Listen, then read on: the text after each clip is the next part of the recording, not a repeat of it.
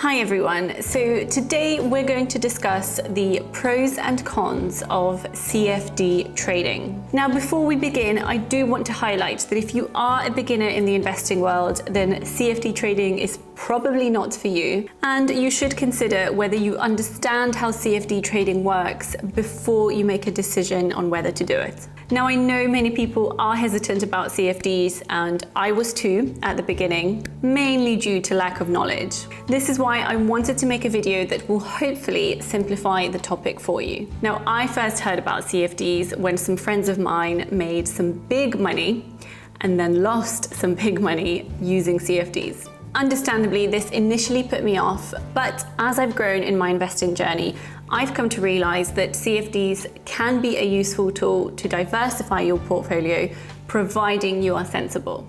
Now, this isn't a video about how CFDs work, but just very briefly, let's touch on what a CFD actually is. It stands for Contract for Difference.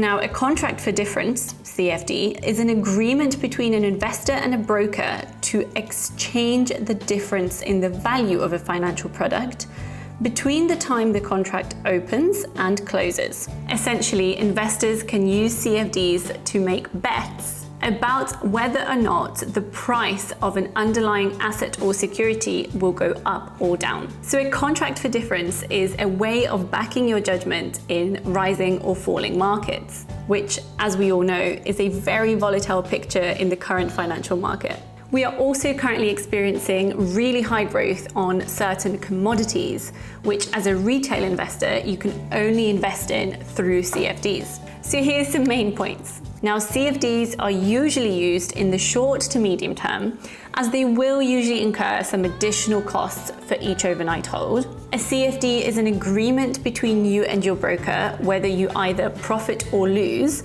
depending on where you bought the asset and where you sold the asset. So similar to standard investing. And finally, a CFD is a contract for the difference in price. So you never actually own the asset, and this is really important to remember.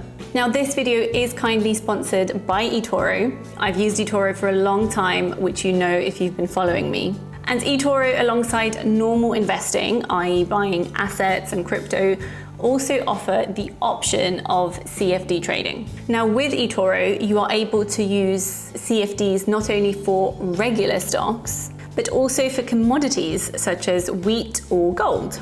And if, like me, you don't like doing something without practice, they also offer a virtual account. So here you can practice CFD trading with virtual money against real live prices of assets. So I actually, I've spoken about this before. I think this feature on eToro is really helpful, especially for CFD trading, where there is a real lack of knowledge on the investor side or the retail investor side. So it can give you the practice, the confidence that you need to try out this type of trading. Okay, so now let's actually look at the pros and cons of CFD trading. The first thing on the list of my pros is the ability to use leverage. Now, this is probably the main advantage of a CFD trade for most traders. You can actually bet more money to achieve higher profits. Naturally, the more leverage you apply, the smaller the deposit that you need to open a position. The overall profit or loss is based on the total size of your position. So for example, a $10,000 fully leveraged position, so a ×5 leverage on eToro, would only require a $2,000 deposit. Number 2 on the list of pros is shorting. Essentially, you can make money off of assets going down in price, providing you are right, of course. So by buying the underlying asset, you would lose money if it goes down in price. Whereas using CFDs, you can short an asset and bet on it going down in price. So in order to do this, you need to open a sell position instead of a buy position.